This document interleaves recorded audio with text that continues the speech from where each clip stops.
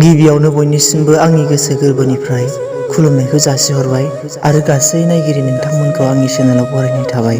दिनैहाय आं नोंथांमोननि सिगाङाव दोंसे खन्थाइ लानानै फैदों। नोंथांमोनहा बेबायदिनो आंनि चेनेलनि दारै माब्लाबा खन्थाइ खोनासंलांनो मोनसिगोन। बे खन्थाइखौ आंनो सुजुनाय जादों। दिनैनि खन्थाइनि मुङानो जाबाय गोसोम जोमै। दा खन्थाइखौ आं फरायनो आखायाव लाबाय, नोंथांमोनहा खोनासंलांब्लानो जाबाय। दाउला गेसेरबाय, दाउसिन दाउलाफोरा गाबस्रावजोब्बाय। खोमसि मुलुगा सोमखोर मुलुगनिफ्राय आनज्रायलांबाय। गावबा गावनि खामानिखौ बयहाबो मावनो सम जाबाय। सानजा अख्राङाव आलायारन गाबनि बेसेबांबा समायना रमायना सोमखोर मुलुगाव फुनफैबाय सान सिख्लाया गावदां फोथा।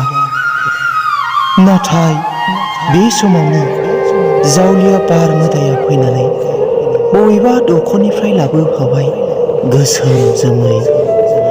सानजा अख्रांनि आलायारन गाबनि गावदां फोथायाव दाखिफबबाय दिनै गोसोम जोमै। सोमखोर बुहुमा खोमसि मुलुगाव आनज्रायलांफिनबाय। रायखुसि महर लाबाय फुंबिलिनि आलायारन जारां सानजों। सुरहां दंल'मोन आं जिउनि लामायाव आगानै आगानथाम आगान। जिउनि लामाया दंबावोमोन हान्थिनो बेसेबांबा गोलाव। नाथाय मा खालामनो, बे समावनो मुलुगा खोमसि जाबाय।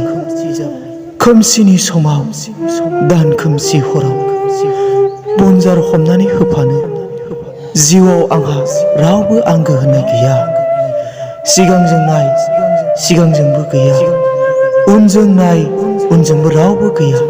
खालि दं जिउनि लामायाव बेसेबांबा जेंना जेंसि आरो हाखर हाला। बेनि गेजेरावनो दंबावो बेसेबा गुवार लैथो। हे गोसोम जोमै, नों बुस्रांलांफिनदो, सोरां लाबोफिनदो सोमखोर मुलुगाव।